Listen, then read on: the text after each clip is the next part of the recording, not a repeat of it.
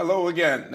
This is Reverend Dr. Glen Misick, and we are again exploring our heritage and culture of the Turks and Caicos Islands.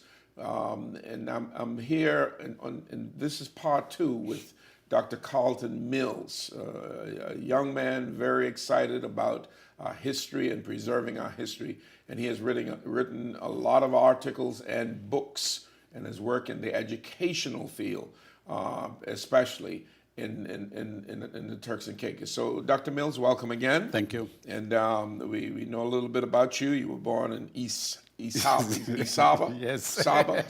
With a little bit like Jamaicans who don't pronounce their H's, right? Yes. But we just basically call it harbor. Harbor, when yes. we were going, I'm going harbor. And by the way, I spent a lot of time in South Caicos. Mm-hmm. I mean, my father was captain of the government yacht. Yeah, he was. Mm-hmm. The first one was the President Fourth. Oh, yeah, And okay. Mr. Bobby Fulford, others Yes. sailed on it. Yes. And the second one, when I was around, was the Princess Pat. Oh, okay. And so literally in the summertime, it was the passenger boat, but it was also the government yacht. Right. A beautiful yacht, Yeah, beautiful boat. They had a bedroom downstairs Oh, for wow. the Queen in Okay. case she came, in. So I have the opportunity of saying that I slept in the Queen's bed.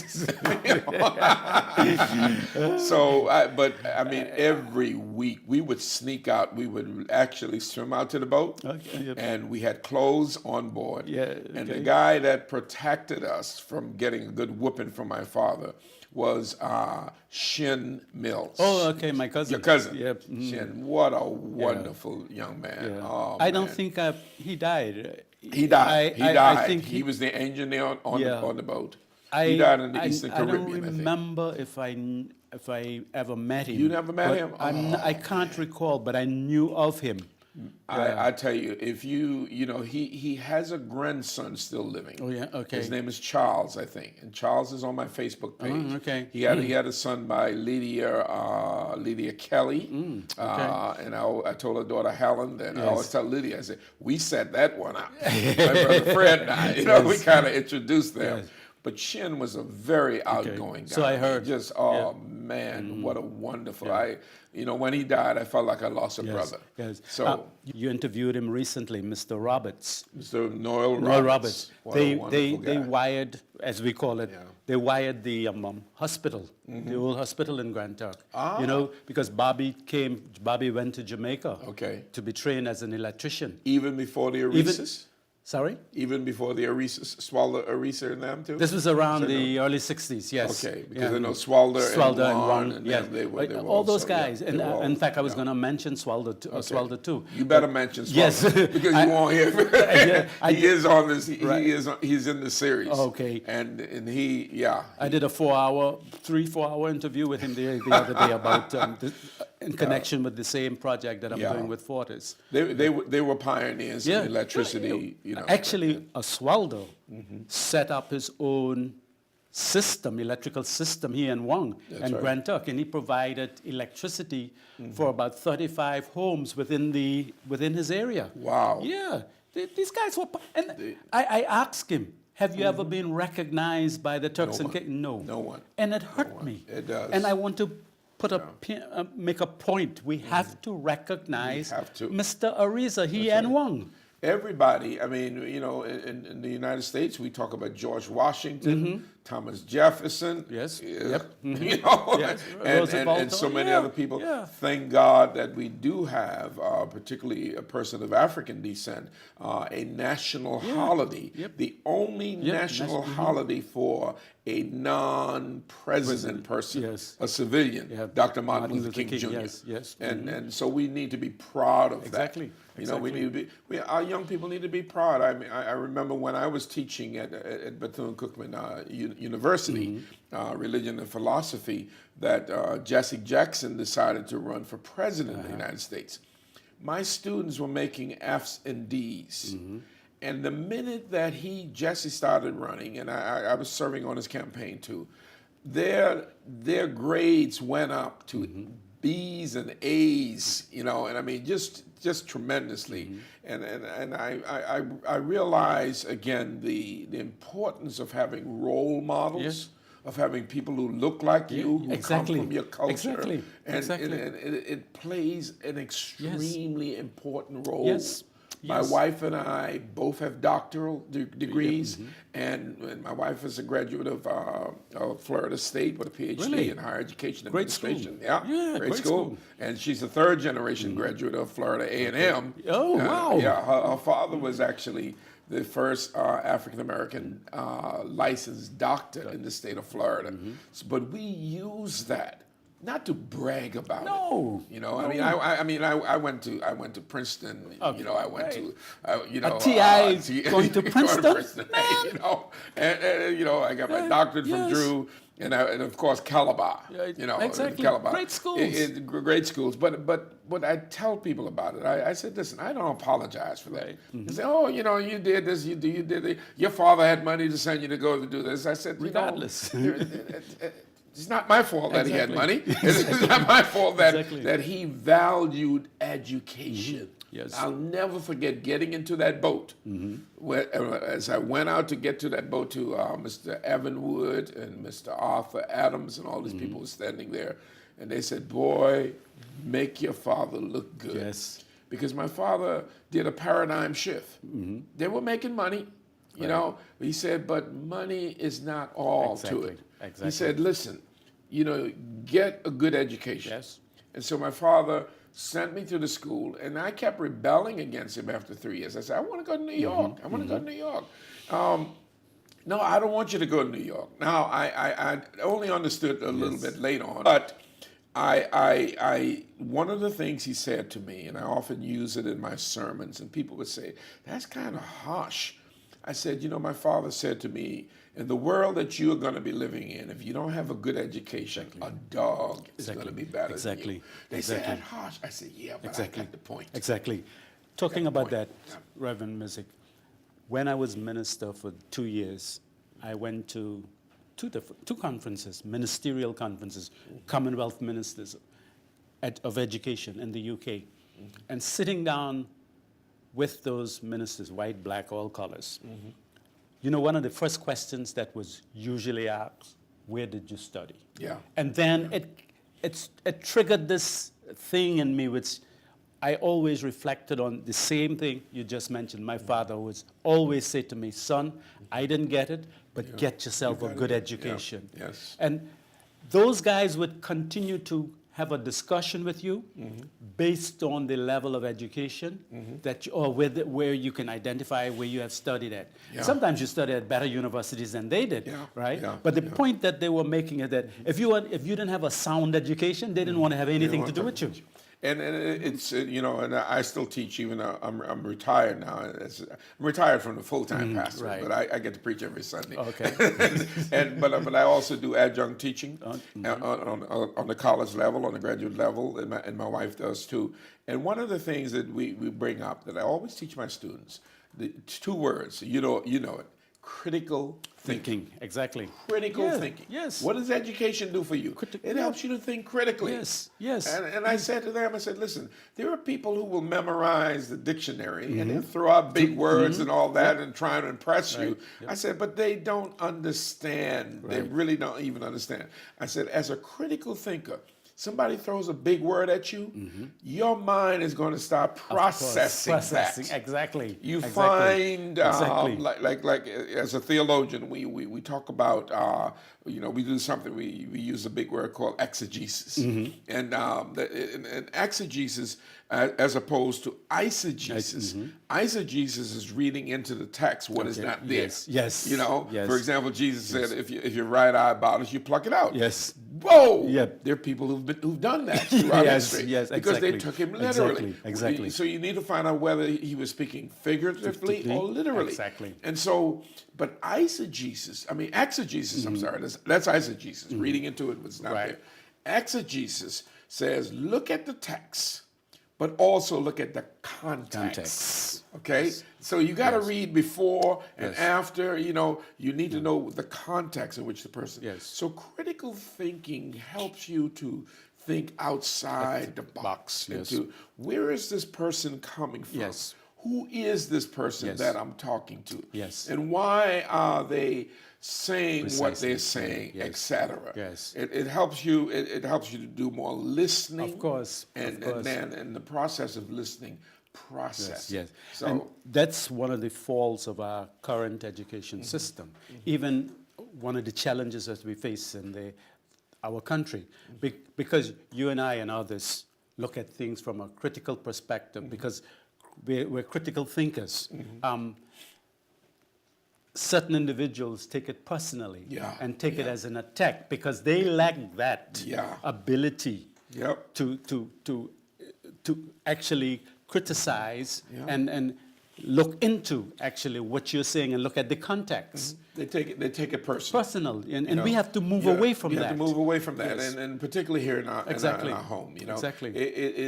There's criticism and there's constructive criticism. Yes. And I often say to people, can I use some constructive criticism on you? It means that I may have to knock you down a little bit, but I'm going to bring you back up. Of course. And I say to people, tell me the truth. Yes. I would always know, say to teachers, I mean, when I was principal of the various schools, tell me about this administration. Give me a critical analysis of this administration. Tell me what are we doing wrong? What can we do? But you must always be able. You could criticize it, but you come up with some constructive criticism. Right. In the long run, in the end, how can you? Exactly. If my wife and I, we often do workshops, and we said, if you think enthusiastic, you will be enthusiastic. Yes. And we often have them repeat that mantra. Yes. If you think enthusiastic, you will be enthusiastic. So we need to learn how to be a little critical thinking. Helps you to be more positive. Of course. And then in the analysis, you may go through. It's like a fight. You may knock the person down. You may get them, but in the end, and I often say to my wife, I said, guys, when we were growing up, if we get into a fight, we'd knock each other down, we'd talk about each other. Yep. I said, but the next day we come back and, Exactly. hey, as if it didn't happen. That didn't happen. I said, I Exactly. don't know that about. Exactly. I'm going to get criticized for this. Exactly. I said, you ladies, I said, you all carry stuff on and on and on and all that. Yep.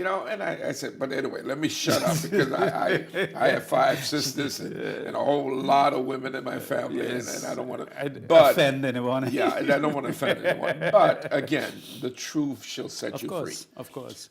Let's talk a little bit about the role of education in the Turks and Caicos. Right. Give us a little bit about the history, the past, the present, and the future. Right. The thing about it is that we basically come a very, very long way. But one of the things that has puzzled me over the years, and I think we have just alluded to it, is that there has been a serious deficit in terms of developing critical thinkers. Our education system from the 40s, the 50s, have been, as we said, knowledge-based. In other words, I hope I pronounce his name right. There was this French philosopher, Paulo Freire, I think it's his name. He talks about the banking concept, where he lightens education to a bank, where you go in and you deposit, make a deposit, and then you withdraw. And he says it's the same thing with education. You deposit knowledge into students' heads, and during an exam, you expect them, you want to withdraw. In other words, you expect them to regurgitate the same content that you have deposited into them. And over the years, that has been a downfall of our education system, and it continues to be that. At the primary level, well, this is going to be the last year of it. We focus on what we call the GSET, grade 6, the grade 6, yes, the grade 6 exam, right? GSET. And it's basically a knowledge-based examination, and students are basically to regurgitate. Then they go to another external examination, CXC. The point also, Dr. Misick, is that, secondly, our education system has been almost external. And the years gone by, we We did the Cambridge and the London examination. We did LCC and Jamaica Local. All these exams, now it's CXC. Turks and Caicos has never come to a point where we can, like the Bahamas, design an exam that suits our own purpose, that brings about that consciousness, that understanding of Turks and Caicos Islanders. Right. Who are we and where are we planning to go? I think that should be the two main questions with our education system, to point out who are we and where are we going.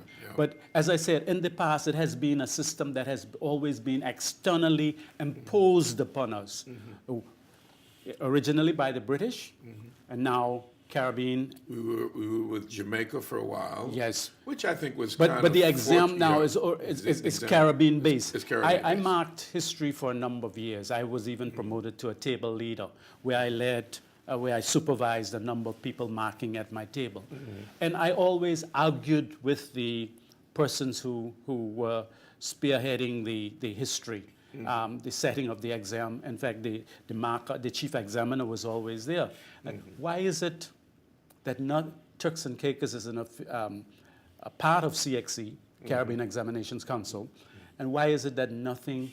Well, I was the only person from Turks and Caicos. Of course, there were other teachers who were from different countries marking, but I was the only Turks and Caicos Islander marking. Wow. Right? And if I could have risen to being a table leader, others could, right? But that was one of the challenges.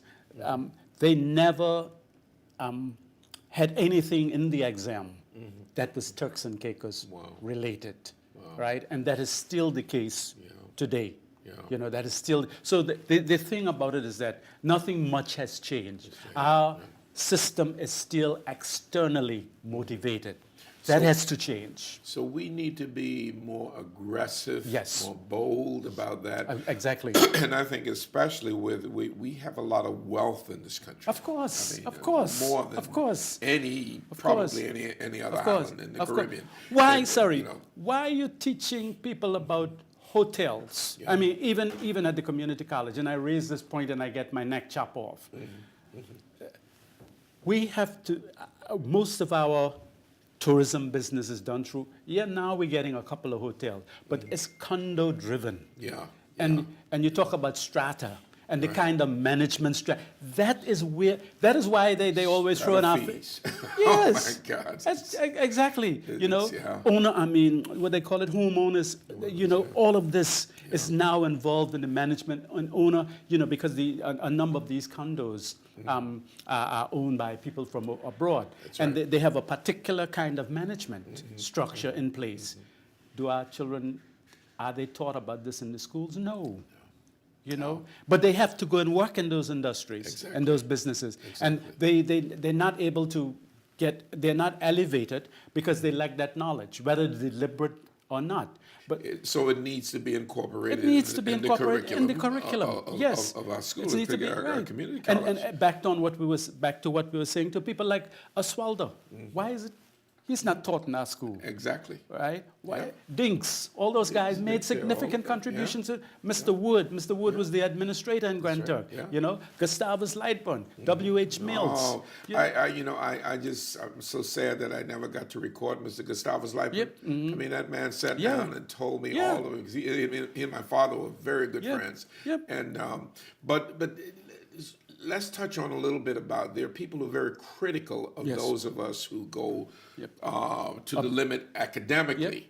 And they're saying, well, you know, we need to teach people mechanical engineering and how to be mechanics, how to be this and all that. And I have nothing against that, you know, particularly on the community college level, the a degree, or they need, or we can make more money doing construction. But and in a way that's fine. But in the future? Exactly. You know, we are moving. I mean, television as we know it now, technology is changing right as we speak.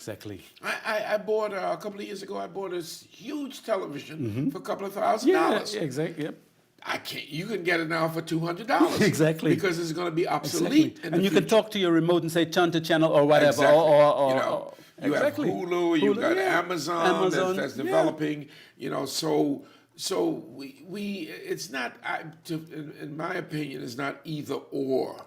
You know, you need that bachelor's degree. You need that master's degree. It opens doors for you. Exactly. You know, exactly. people bow to you. Yes. They respect you when you walk in. Yes. Now, granted, there's some people who may not get that far. So I support both. So Yes. I think we need to get away from the either or. Exactly. You know, exactly. because we need people to govern our country. Yes. Yeah, we have to stress the academics. Man. Yeah, we have to stress it. academics. We need people to govern our country and people who can deal with Yes. scholars all over Of the course. world, as she said. Well, Dr. Misick, I got in trouble. I spent a year at Long Bay High School, and that was my vision for Long Bay High School. It didn't coincide with the government of the day, and I ran into trouble with it. I was even reprimanded. I had to defend myself. But the point I'm trying to make is that I said, you build a new high school. Let's make this high school into this kind of, a kind of caliber, this kind of school with a particular purpose. And it was science and math, or I suggested that we make this school a science and math-oriented school where we produce our scientists, where we produce our doctors, where we produce our mathematicians, you know. That was just one, I mean, people didn't have to agree with me, but that was one concept. The point is that you make the school into a particular school and you attract these kinds of students into this particular kind of school, you know. And we're talking about technical vocational education. I'm saying that you have a number of technical vocational education schools here. People don't understand me. I say, oh, the hotels, they need mechanics. Right. The hotels need carpenters. Plumbers. All of that, yeah. Send our kids from an early age to the hotels. Let them have an internship system arranged. We did it at Grace Bay Club when I was there for 5 years. Yeah. We produced 3 local chefs through, we had the Little Chefs program, but we went a step further because the Little Chefs program was only geared towards a certain time frame. We had these students continuously. After school, when they come from school in the afternoons, on weekends, on holidays, they would come to the hotel and they would Dr. Miz, we have some of the best chefs in town in our hotel. They were trained by the best. I was speaking with a well-known pastor the other night, and he said, you know what, we send our kids away to school, but they don't come back. Yep. And I started saying, what is the reason they don't come back? You need to explore that, because when they come back, they don't get the type of jobs that they should get. Exactly. Let me share with you that one of the things we did in New York, I'm part of an organization called 100 Black Men. Okay. And I believe we had a chapter here, but somehow it didn't go well. Yes. But yes. one of the things we did through, his name is David Banks. David developed what is called the Eagle Academy. And there are Eagle Academies now all around the country. Exactly. And what he did was he set up mentors for the young man, particularly young men, young Hispanic, young black men that, you know, who needed that father figure to mentor with them, that they can call you up and all of that. And David, and I talked to David about the possibility of coming down here and helping to do a workshop so that can work. So I'm going to try to reach out to Honorable Karen Adams Malcolm, another one of my cousins. Julia is my cousin also, and so that if we can bring in a person like David, that can share. I mean, one of the things I like to do is when we develop something in Harlem called the Friday Night Praise and Pizza Program after one of our kids at the church was killed. We did our research, we did our homework, and we found the best youth program in the city, and then we began to implement it. We invited people to come over and teach us how to do it. We put together a booklet, and quite often people would come there, and they would be sitting in the audience, and how did you all do this? You know, it was written up, it was on MTV and all that, and I would often say to them, I said, listen, I would say, call one. I say, Alf, come here. Go downstairs. Get the handbook. Give it to them. Okay? Because we cannot have enough to help the young people who are going by the wayside. Because if they don't, a lot of them will end up in the detention center, and from there they graduate to prison.